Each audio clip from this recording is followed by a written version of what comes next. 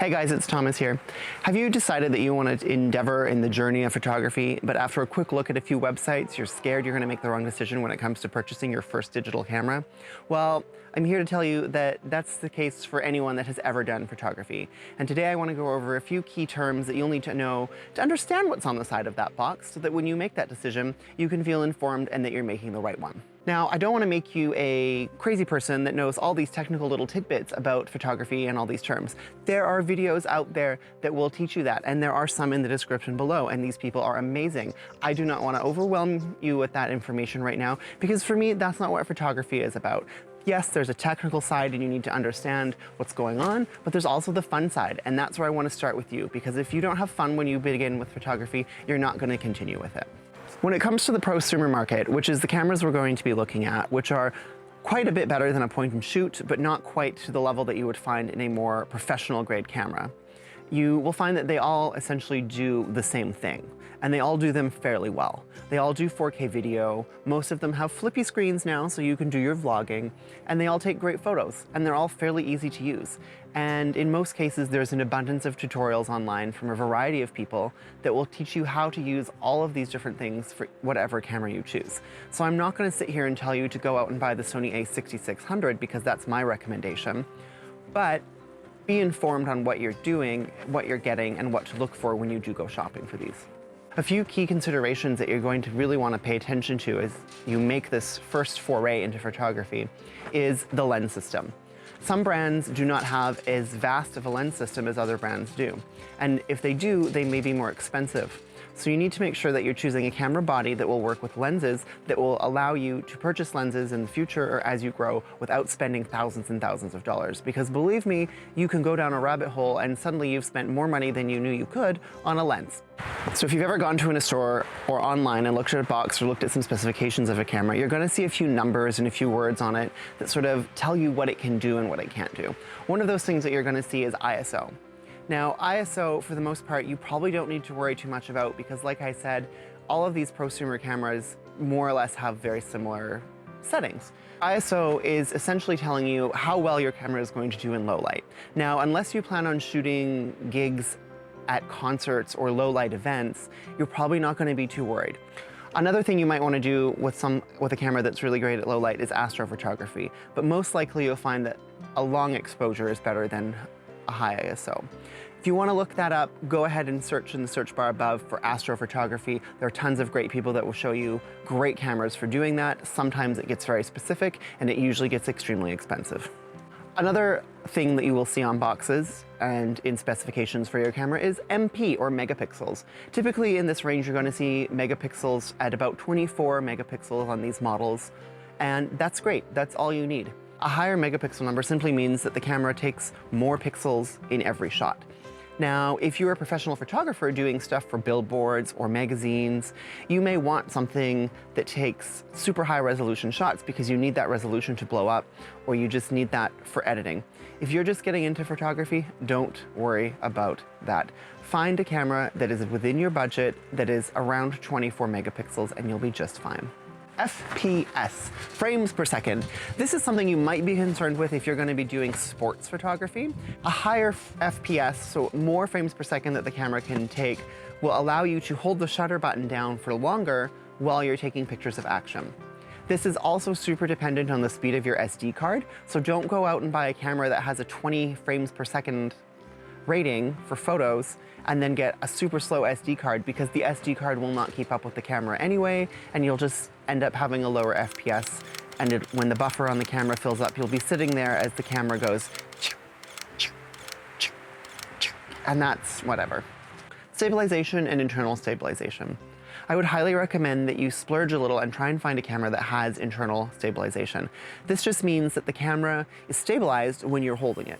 So you won't get blurry images under certain situations when your body is moving ever so slightly with a camera that has stabilization.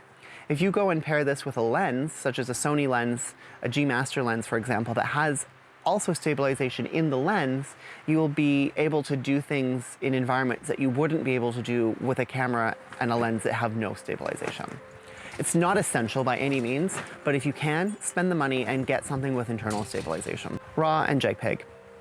All of these cameras are going to shoot in RAW and JPEG, and it's up to you if you want to shoot in just JPEG or RAW as well, or just RAW. I would highly recommend that you get used to shooting in RAW and start editing them. There's a few free softwares available, so you don't need to spend any money on software, but if you do get into it, you can easily use those RAW images in any photo editing software in the future, and it'll just give you more room to play. It's going to have more data in the picture, and you'll be able to get more out of that picture when you edit it. Mount system. This is really important. This goes back to what I was saying about lenses. So the mount system, for example, the Sony uses an E-mount. My Sony a7 III right now has a lens that is an E-mount. I can put an E-mount lens on my camera easily without having to have any silly converter. This is what you want. You want to be able to use lenses on your camera body that are made for each other. In this case, E-mount. Another important aspect of the mount system is what lenses are available. So Sony entered the mirrorless market well before the other big players, Canon and Nikon, and as a result, there are a great deal many more lenses available for the Sony E-mount system than you will find right now for the Canon and Nikon system. So that means that your options are going to be better. There are brands such as Sigma that make amazing glass, amazing lenses for the Sony E-mount system at a much lower price point than the Sony lenses themselves. So my recommendation is to look at Sony because you're going to have a large set of lenses to choose from. But also look at this if you're looking at Nikon, if you're looking at Canon, look at what lenses are available for their mirrorless systems and how much they cost. Yes, Sony tends to be a little bit more expensive, but like I said, you can get stuff from Sigma. There isn't as much available from brands like Sigma for Nikon and Canon yet. So if you're just starting out and you don't want to be dropping thousands and thousands of dollars on lenses, make sure you look at what is available to you on the market to fit your camera body. Sensor size. Most of these prosumer cameras, especially from Sony, have an APS-C size sensor. Now, that just means that the sensor is a certain size. I, for example, am shooting this on a Sony a7 III, which is a full frame, which is larger than an APS-C. That doesn't necessarily mean that you're going to get less quality out of the image. It's just the size of the sensor gives you a little bit more space in your image and some other technical hoo-ha-ha. And by all means, again, you can go and look this up on another channel from someone else that really goes into the depths of this. But I'm not here to tell you that one is better than the other, just to tell you that sizes are different and you will pay more for a full frame camera than you will for an APS-C size camera. This is again why my recommendation is something in the Sony a6000 series, because they all come in at a variety of price points and have a really great sensor on them. Flippy screen. Do you want to take vlogs? Then you might want to make sure that your camera body has a flippy screen so that you can see yourself in that camera, in the screen, while you're holding it up doing your vlog. Or even what I'm doing right now, where I'm speaking into the camera at you. I don't have a flippy screen, so I've just set myself up, staring right down the barrel of the lens, and I'm praying to the Lords that everything is gonna work out. Actually, I turned around and looked at it earlier and it's fine. But if I had a flippy screen, that would be super duper. So if you think you're gonna be doing vlogging, if you think you'll want to put yourself in front of the camera at any point for any reason, consider the importance of a flippy screen and weigh that price if there is a difference in different models and if it's important to you. Battery life. All of the newer Sony cameras, such as the a7 III, the a6600, all use the new Z battery from Sony, and this battery has a substantially higher capacity and battery life than their previous generation batteries. So, for example, the a6600 and the a6100, I know it's confusing, are both the two new models from Sony.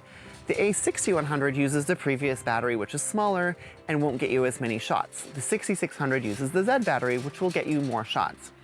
As a note, battery life in cameras is typically measured in the number of shots that you will get out of it. Of course, your mileage may vary, but a higher number of shots equals a longer battery life. And don't forget, when you're filming video, that battery is gonna just plummet no matter what you're doing.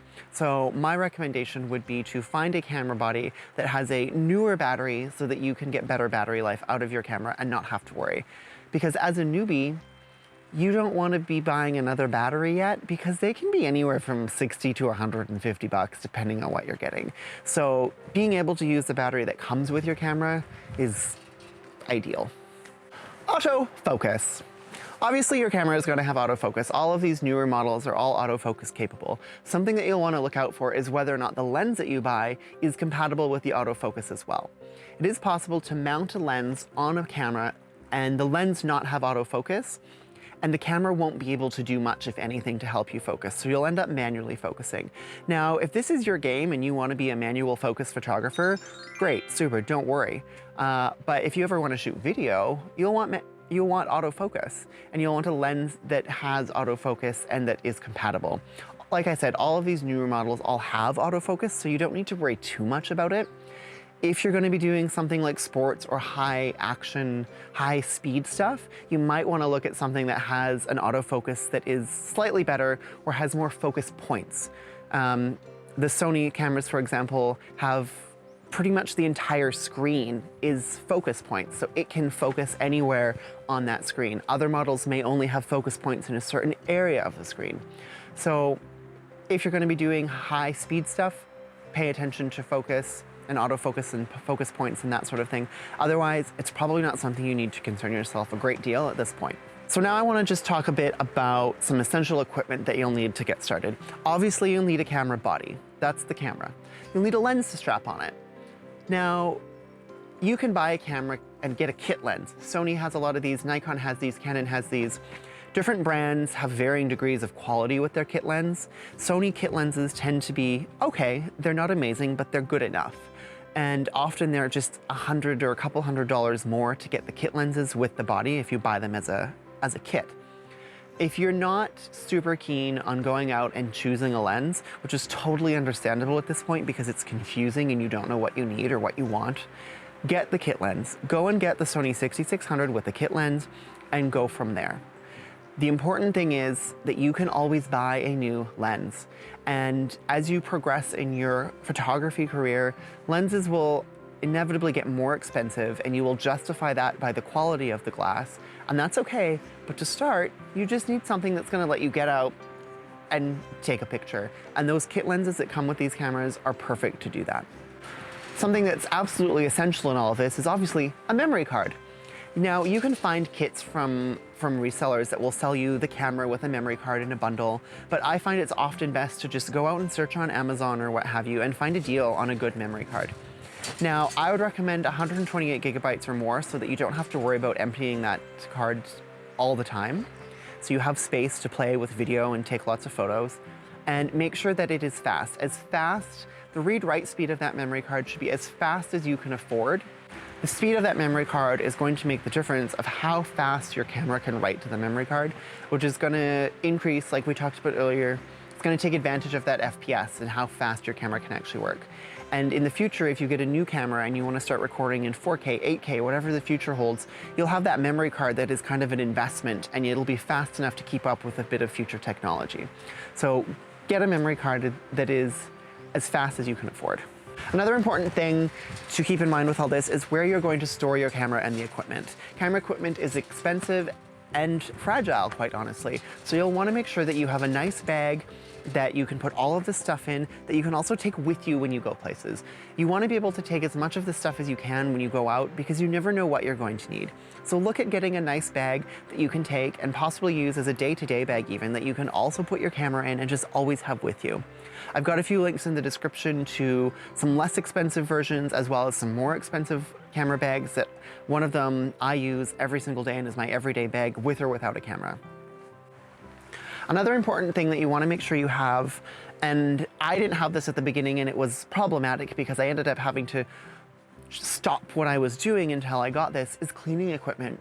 Get a simple little cleaning kit. It's going to have the little thing that goes to blow off the lens, because you don't want to breathe on your lens or the sensor because the humidity from your breath could affect the cleanliness and attract more dust. So you want to get one of the little poofy things that blows on it. You want to get some wipes to wipe the screen. You want to wipe the glass on the front of the lens. Never touch your sensor. If you need, you can get sensor cleaning kits, but that's a whole other story. But get a little cleaning kit that gives you the essentials to keep things clean and in working order. And in addition to cleaning, you might want to look at getting just a basic UV filter for your lens. And this will not only block UV light and make your images a little bit better, but it will also add a layer of protection in front of your lens so that if you're going around and you bump into something, you're gonna bump into that protective layer on the front that was much, much less expensive than the lens itself. So if you break or scratch that, it's much easier to replace than the entire lens. So consider getting something like a UV filter or even just a pure clear glass filter to put on the end just for protection. And then if all of this still sounds like too much and you're going, oh my God, I don't know what to get, I have a simple solution. Go on over to the Moment website, link in the description, and buy yourself a case. This is not the case, but buy yourself a case for your phone and get some Moment lenses and start experimenting with photography on your phone. It's a much less expensive way to go, and you can get into different lenses, such as a wide lens, a telephoto, even an anamorphic video lens for filming cinematic video for much less the cost of a whole camera system like what we just talked about. And for that minimal investment, you might find that photography is not for you, or you might find that it is, and you might be perfectly happy to work with the Moment lenses, and then maybe you'll upgrade later to a full camera. So thanks for sticking with me through this video. I know it's a bit long, but hopefully it's given you some of the knowledge and the tools that you can now go and look at different cameras and start to understand what matters and what's important to you as you begin doing photography. There are links in the description. Many of them are affiliate links. If you click them, obviously those help me support the channel, so I really appreciate that. Also in the description is a link to a playlist that I have put together over the past several months and years of videos that I routinely go back to for photography. Little things that I forget how to do in Photoshop or Lightroom, or tips and tricks about how to use my camera that I don't use frequently enough that I forget and have to revisit that video every time. Have a look at that, see if there's anything in there that you might be able to use. And also have a look at some of the people in the description that I have linked to, such as Peter McKinnon, Becky and Chris, and Maddie Hupia. Hupia? Thanks, bye.